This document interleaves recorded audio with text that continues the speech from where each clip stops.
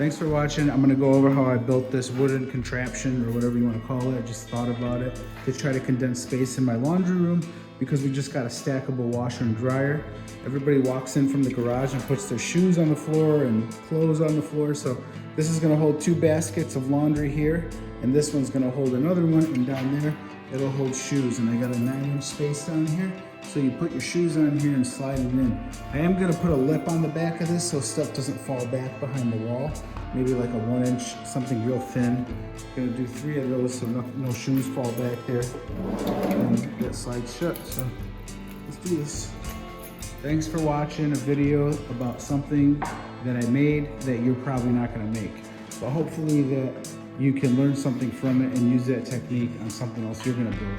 So since I got a stackable washer and dryer, now I got this extra space, and now I can put my baskets on it, shoe rack on the bottom. It's gonna be cool. Or detergents, whatever she wants to put up. And this is gonna be the slide out where all the shoes are gonna go. It's in the laundry room, measured to size on being in the laundry room. And you know, it's just gonna go in there and it's gonna fit nice. So I'll go around it one time so you guys can see what it's like. I'm not gonna ramble on a 50-minute video or nothing like that. Trying to make it quick for you guys. Don't ask me how I got the measurements. I don't know, I just did it. If you can't figure it out, ask your wife. I'm sure she'll know. But here's the drawer glides right here. So I put these drawer glides on there. Measure the distance. On the bottom, I put a wheel. You guys can see it. Let me flip it over for you guys, because some people might try to build this damn thing. All right, flipping it over, lifting it up. All right, on the bottom, you see how I put that little wheel there? Put a screw in it so it didn't turn around. So you got 2 of them, that's holding the base up. And foot pegs on the bottom, 1/2 inch. Account for all the measurements that you do when you do build this thing. Because if you've never done this before, drawer glides can be tricky. You might get frustrated. This piece has to go on first, and then the other piece goes on the wall, but you gotta measure that. It's just, you know, it's a lot of work. You gotta be crafty. Make sure it shuts where you want it. Place them back 1/2 inch.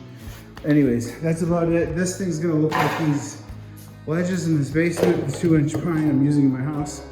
Remodeling the basement right now, but also building this for the wife. You know how that goes. Even though she acts like she don't want it, she wants it. You know that. All right, that's it. So shoes on the bottom. Hopefully it holds a lot of shoes. When this gets stained and sanded, it's gonna look amazing.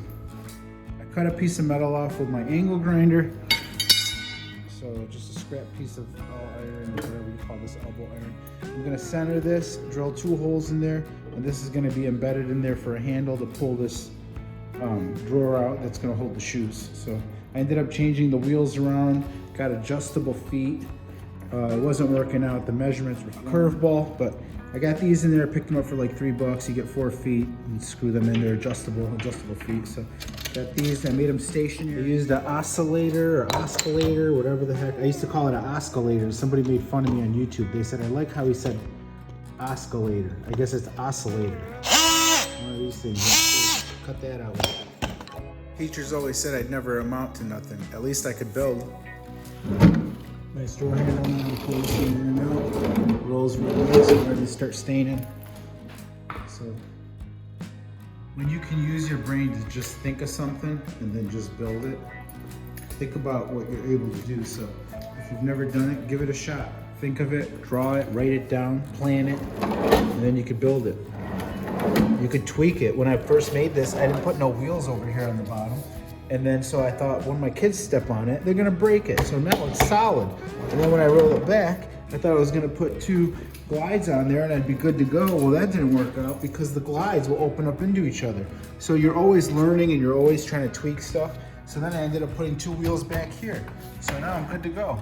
And you just build it, sand it, putty it, fill it. You definitely gotta use your brain when you're building stuff. But let's get this thing staining, let's get it going. I'll quit talking.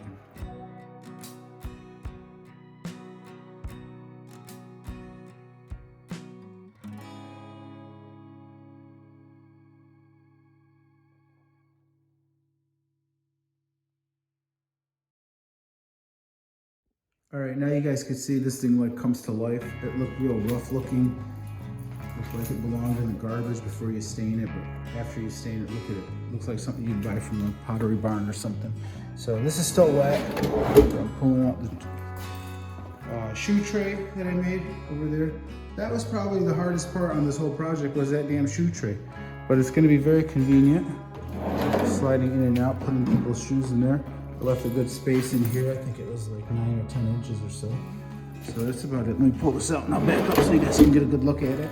If somebody wants to copy it. Or message me if you want to market this thing. Just hit the like button if you learned anything. That's about it.